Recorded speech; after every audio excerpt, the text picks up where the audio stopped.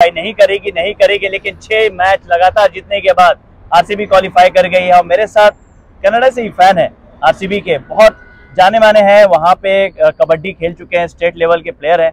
तो आइए उनसे ही बात करते हैं, उनसे ही पूछते हैं कितने एक्साइटेड है आरसीबी पहुंची है प्लेऑफ में। कैसा लगा भाई आज बताओ? मैं कन्नड़ में बात एकदम बात कर सकते हैं आप कन्नड़ में। ಆರ್ಸಿಬಿ ಕ್ವಾಲಿಫೈ ಆಗಿರೋದು ಬಹಳ ಅಂದ್ರೆ ಬಹಳ ಸಂತೋಷ ಆಗ್ತಿದೆ. ಆದ್ರೂ ನಮಗೆ ಈ ಸಲ ಕ್ವಾಲಿಫೈ ಆಗಲ್ಲ ಅನ್ನೋಷ್ಟು ಬೇಜಾರಾಗ್ಬಿಟ್ಟಿತ್ತು. ಕಂಟಿನ್ಯೂಸ್ ಮ್ಯಾಚ್ ಸೋತಿದ ಮೇಲೂ RCB come back continue 6 match win ಆದ್ರು.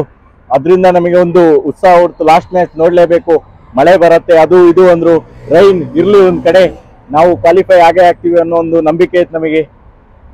ಕೊನೆ ತನಕ ಕುತ್ಕೊಂಡು ನೋಡಿದ್ವಿ ಮ್ಯಾಚ್ ನ.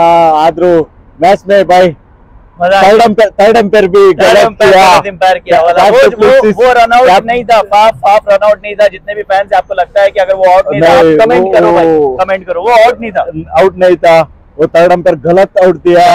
हाँ, लेकिन फिर भी पूरा गॉड सब लोग आरसीबी के साथ हमको गाड़े, हम फैंस आरसीबी का गाड़े, fans we are the god. Yes, RCB fans the god for everything. We are the god. Kohli ने बोला मैच शुरू होने का पहले, कोहली भाई ने बोला, हमारा किंग ने बोला, आरसीबी का वसा अध्याय।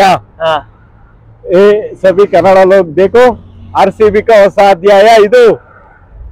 ए साला कप नಮ್ದೇ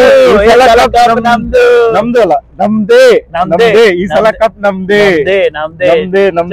WPL ತಗೊಂಡಾಯ್ತು, IPL ತಗೊಂತೀವಿ, ಎಲ್ಲ ವೇಟ್ ಮಾಡಿ तोड़ना।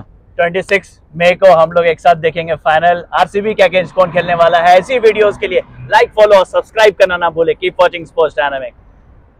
सपोर्टिव।